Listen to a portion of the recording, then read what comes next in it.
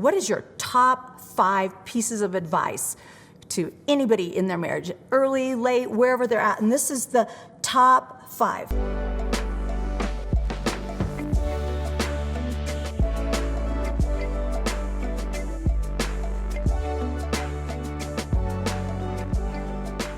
Welcome to Loving Fearlessly. This is my home, and I want to feel like you and I are sitting across the sofa talking to one another. I had the privilege of having so many people participate. They said, we have questions that we would love to have you talk about or answer. If we had an hour together with you, this is the one thing, or this is the 2 things. And in this session, we're going to be talking about another way to love fearlessly. I got a great question. Said, what is your top 5 pieces of advice to anybody in their marriage, early, late, wherever they're at? And this is the top 5 marriage advice. First and foremost, love fearlessly. This is what we're talking about. We're talking about love fearlessly. This is the overarching theme. What do you mean, love fearlessly? Well, perfected love has no fear. So I'm asking you to actually look at your life and begin to separate love and fear. I'm just going to tell you in my own life, John and I have been married 37 years, and there's one thing I regret. I wish I would have loved my husband more fearlessly early on. I wish I wouldn't have held back. And you think, what do you mean? Well, see, I came from a very broken family. My parents were divorced, not once, but twice. And so I didn't know what family looked like. I had never seen it modeled. And so I felt like, kind of in the back of my mind, I always thought all men will one day leave. All men will one day disappoint. Don't give all of your heart, because if you give all of your heart and they leave, you'll have nothing left. Your life will be empty. It'll be devastated. It'll be utterly broken. So you know what I did with my husband? I loved him just a portion. I wasn't all in. I was like, you know what? I love you 70%. Now that didn't mean I wasn't nice to him, but somehow he knew that I wasn't giving my all to him. And so I reserved some, pushed back a little bit, was always the first one to start patting him when we hugged, to push him away. And he said to me, you know, Lisa, I'm not your dad. I'm not going to leave.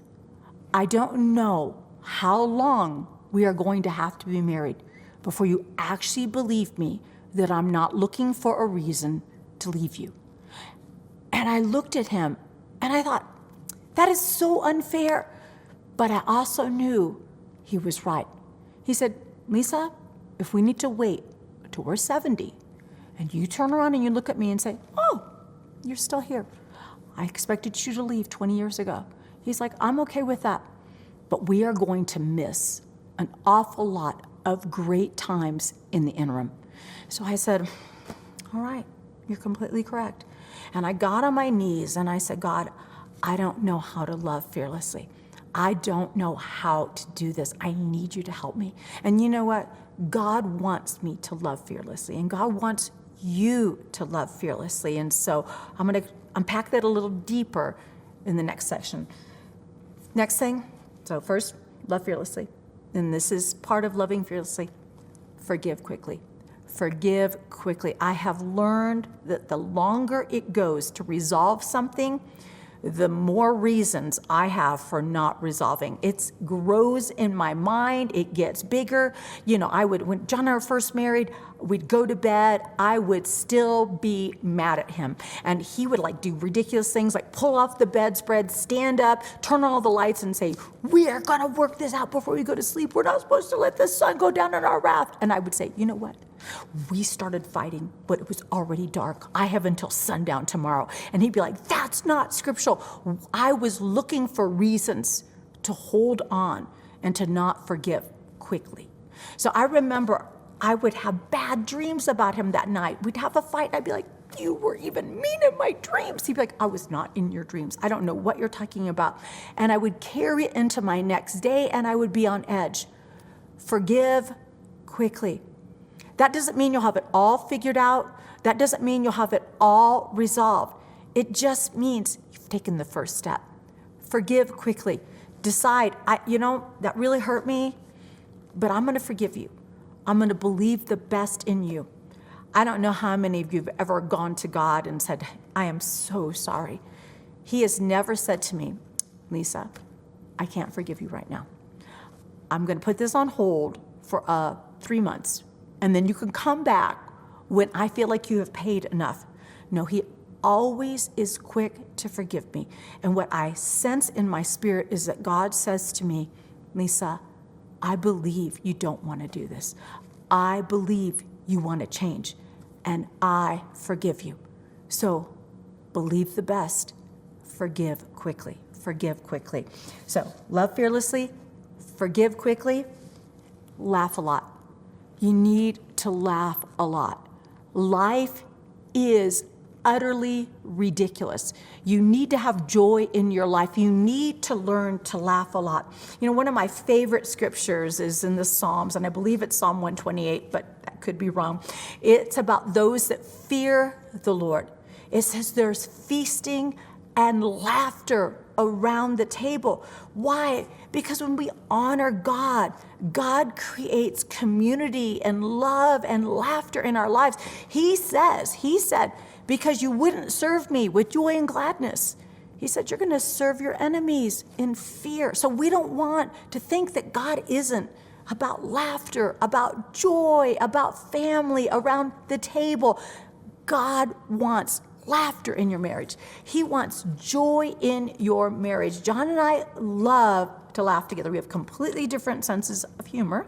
He finds things funny that I don't think funny, but you know what? I think it's funny that he finds it funny. So it's still kind of works. So laugh a lot. Develop an atmosphere of laughing with each other, not laughing at each other. That's not going to work for you.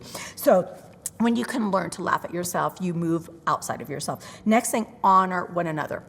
Honor one another.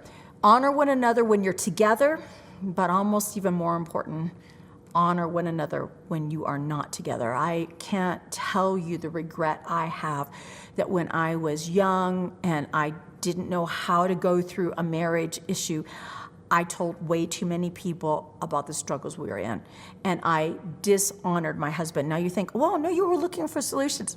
I wasn't going to the right people. See, if you're going to somebody that can actually help you, then you're honoring your relationship because you're going to somebody that you can build with. But that's not what I was doing. I was like, oh, men are jerks. Can you believe this? Or maybe I wasn't even the one that started it. Maybe somebody else was there, and they were talking about the terrible things they were going through with their husband. And I thought, well, I need to add my portion of that. Protect your marriage with what you say. Honor your marriage by going to people who can help you. Because I'm going to tell you what happens.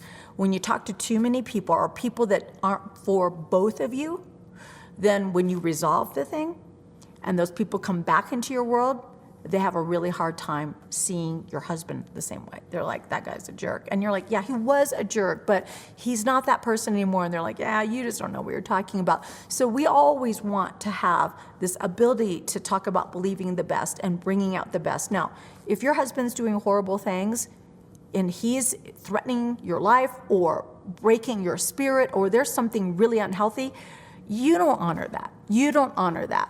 I'm talking about maybe you're annoyed with your husband, or maybe he did this. Be careful about just going out with your girlfriends and having a talk about it. So anytime you're in danger, we want to see you go to somebody who can make sure you're safe. So this isn't what we're talking about. So we don't want to compare. We don't want to compare our husband to other people's husband. And again, going back to, did we like it? If they're like, hey, she literally looks good. She looks like she takes care of herself and works out. You should work out. That's not honoring a wife. That's not honoring a wife. And when you compare your husband to somebody else's husband, it's also dishonoring. I remember telling my husband, John, so-and-so prays with his wife every day. You never pray with me. That was a comparison thing that had my husband looking worse. So you don't want to do that. So let's honor one another and fight for your relationship rather than trying to prove you are right. See, now you can be right. You can push your point and you can be absolutely right. But it's more important to be rightly related. When you are in a relationship, Sometimes if you say, you need to hear me and acknowledge I'm right. See, I did that to my husband. My husband would come to me and say, what do you think we should do? Should we do this or this? I'd be like, you need to do this. And he'd be like, I think I'm going to do this. I'd be like, are you serious? He would do that. Then I would follow him around and say, you do remember I told you not to do it. You do remember I'm the one who told you that would be a bad idea. And I thought that John would be like, oh, Lisa, you are wise and wonderful. You alone are right. But that's not what happened. He pulled away from me and stopped counseling with me. Sometimes you have to actually position people where together you find the right answer and you can say it in the right way. Being right all the time is overrated. You don't want to do it. You don't want to be it. It kind of sounds like a smart aleck. So we got to actually be women who are wise. And women who are wise aren't constantly proving their own state of wisdom. They're actually drawing other people into a place of wisdom. So I'm going to go over this again. Love fearlessly, forgive quickly, laugh a lot, honor one another, and fight for your relationship. So those are my top 5 pieces of advice for your marriage. And I can't wait to dive deeper into loving fearlessly in the next session.